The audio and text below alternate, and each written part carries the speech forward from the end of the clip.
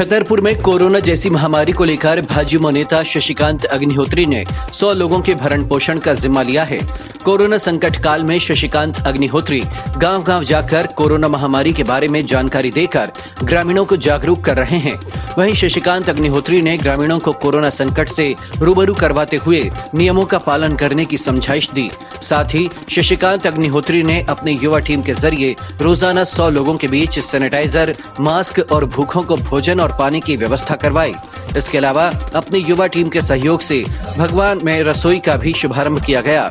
इस अवसर पर आदित्य पटेरिया, देवांश आसाटी, राजा अवस्थी, गोलू रैकवार समेत सैकड़ों की संख्या में ग्रामीण मौजूद रहे। इसके अलावा अपनी युवा टीम के सहयोग से भगवा में रसोई का भी शुभारंभ किया गया है। छतरपुर से अनूप तिवारी की रिपोर्ट।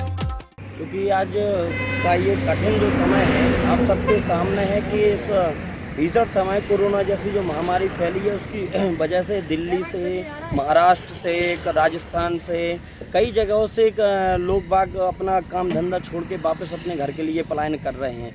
उन्हें रास्ते में बहुत सारी दिक्कतों का सामना भी करना पड़ रहा है। उन्हें कहीं खाने की व्यवस्था नहीं है, आप पानी पेयजल की व्यवस्था नहीं है, रात्रि विश्राम की व्यवस्था नहीं है।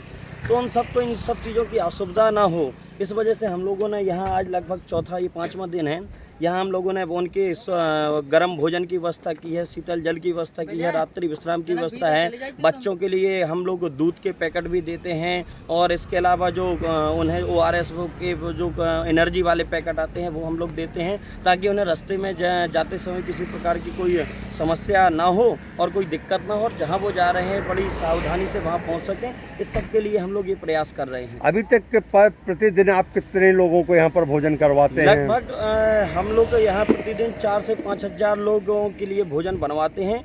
और जो भी प्रवासी मजदूर हैं, उनके अलावा जो बेचारे ट्रक वाले भी हैं, अगर नहीं मिल पाता है तो ये सब जो कई लोग साइकिल से आते हैं, मोटरसाइकिल से भी आ रहे हैं, कई बसों से भी आ रहे हैं, तो उन सब के लिए हम लोगों ने व्यवस्था की है। रोज़ लगभग 4 से 5 हज़ार लोग यहाँ भोजन करते हैं। सोशल मीडिया में चल रहा था कि आपने कई ग्रामीणों में भी जाके भोजन वितरण, कच्चा पदार्थ वितरण किया है, उसके बारे में क्या कहना चाहिए? हाँ, इसके पहले जो ये पहला और दूसरा तीसरा लॉकडाउन लगा हुआ था, उस समय बहुत सारे लोगों को अपना जीवन यापन करने में बहुत समस्याएं जा रही थी। उनके खाने की व्यवस्था नहीं थी, जो प्रत्येक रोज़ कमाते थे और रोज़ खाते थे, उन्हें बहुत समस्या जा रही थी। तो उनके लिए हम लोगों ने भगवा में एक राम रोटी रसोई के नाम से एक रसोई चलाई थी।